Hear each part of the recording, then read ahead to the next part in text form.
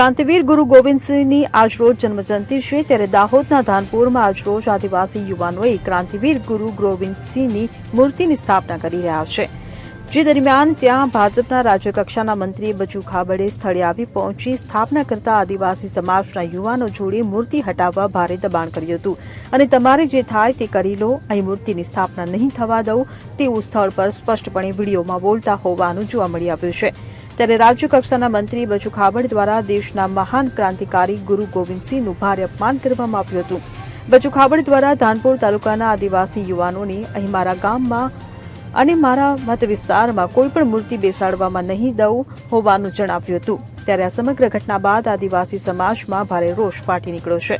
હાલ ગુરુ ગોવિંદસિંહની મૂર્તિની સ્થાપના કરવા માટે ધાનપુર તાલુકાના પીપેરો બારિયા ચોકડી પર આદિવાસી સમાજના યુવાનો મોટી સંખ્યામાં દોડી આવ્યા હતા.